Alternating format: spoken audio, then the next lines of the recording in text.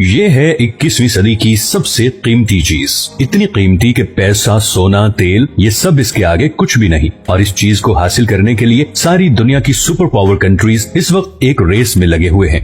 लेकिन इस रेस का एंड बहुत ही भयानक होने वाला है। बज़ाहिर मामूली सा पत्थर नजर आने वाली ये चीज शायद एक ऐसी जंग का सबब बनने वाली है जो पूरी दुनिया को अपनी लपेट में ले लेगी। ऐसी जंग जिसके बारे में एक्सपर्ट्स और एस्ट्रोलॉजिस्ट वार्न करते आ रहे हैं, यानी वर्ल्ड वॉर 3। इस जंगे अजीम की सबसे बड़ी वजह शायद ये चीज होगी।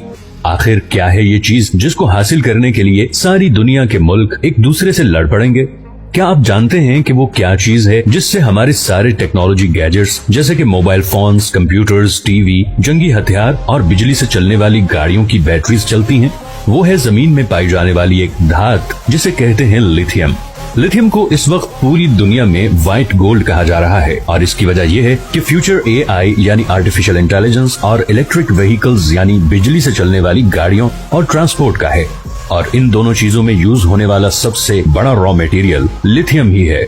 अगर हम अमेरिका की बात करें तो इलेक्ट्रिक गाड़ियों की सेल हर साल 40% बढ़ रही है और प्रेसिडेंट बाइडेन ने हाल ही में ये टारगेट दिया है कि 2030 में जितनी भी गाड़ियां अमेरिका में बेची जाएंगी उनमें से 50% इलेक्ट्रिक कार्स होंगी। जैसे जैसे इलेक्ट्रॉनिक्स पर दुनिया का इन्हिसार बढ़ता जा रहा है वैसे वैसे रिचार्जेबल बैटरीज की डिमांड बढ़ती जा रही है और इसके नतीजे में सारे बड़े कंट्रीज के दरमियान लिथियम के रिजर्व्स तलाश करने की दौड़ भी बढ़ती जा रही है। अब यहाँ ये सवाल पैदा होता है कि इस बढ़ती हुई लिथियम डिमांड की वजह से एक वर्ल्ड वॉर कैसे छिड़ सकती है? ये सवाल हमें लिथियम से जुड़े एक फंडामेंटल मसले की तरफ ले जाता है जिसे हम इंग्लिश में कहते हैं स्कैर्सिटी, यानी किसी चीज की शदीद कमी होना। हकीकत में लिथियम कोई बहुत रेयर या नायाब धात नहीं है और जमीन में कई जगह पे पाया जाता है, लेकिन असल मसला इसको जमीन से निकालना है जो कि इंतहाई मुश्किल और महंगा काम है। इस वक्त दुनिया में सबसे ज्यादा लिथियम के रिजर्व्स ऑस्ट्रेलिया, चिली और बोलिविया के पास हैं। चौथे नंबर पे चाइना आता है। चाइना दुनिया की 80% लिथियम प्रोड्यूस करता है और इलेक्ट्रिक कार्स की बढ़ती हुई डिमांड को पूरा करने के लिए बहुत एक्टिवली दूसरे कंट्रीज में लिथियम रिजर्व्स बनाने में मगन है, जिसमें अफ्रीका के बहुत से कंट्रीज भी शामिल हैं। इसी तरह चाइना की नजर अफगानिस्तान के लिथियम रिजर्व्स पे भी है और उनको हासिल करने के लिए वो अफगान तालिबान के साथ ऑलरेडी डायलॉग स्टार्ट कर चुका है। 2030 तक चाइना तकरीबन 100 आयन लिथियम प्लांट्स लगा चुका होगा, जिसका मतलब यह है कि दुनिया की 85% लिथियम बैटरीज चाइना बना रहा होगा। और इस हिसाब से तो चाइना वाकई में 2030 तक दुनिया की सुपर इकोनॉमी बन चुका होगा। अब चाइना इतनी स्ट्रॉन्ग पोजीशन तक कैसे पहुंचा, ये हम किसी और वीडियो में कवर करेंगे। असल सवाल ये है कि अमेरिका, जो कि चाइना का सबसे बड़ा राइवल और मौजूदा दुनिया की सुपर पावर है, इतने आराम से चाइना को वो चीज हासिल करने देगा जिसपे सारी दुनिया का फ्यूचर डिपेंड करता है? इस सवाल के जवाब के लिए हमें जाना पड़ेगा 2001 में।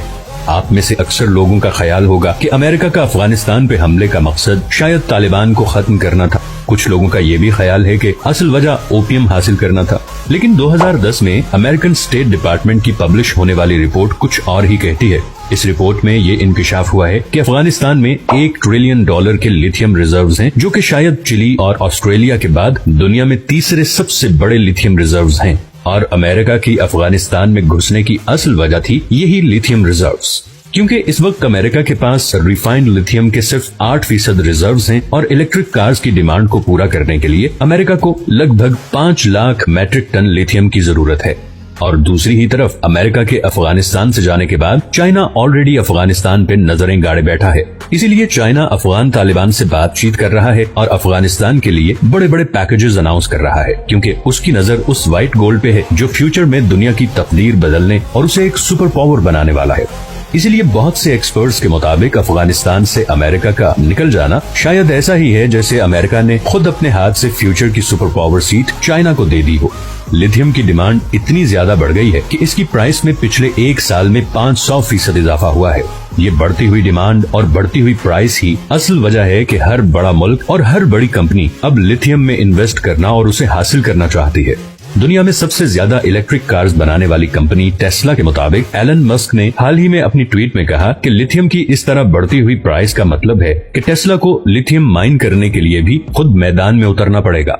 लेकिन इस सारी सूरत हाल को देखते हुए ऐसा लगता है कि अमेरिका खुद को उस डेस्परेट सिचुएशन में ले आया है जिस पोजीशन में 1941 में जापान था और उस वक्त उसने पर्ल हार्बर पर हमला किया।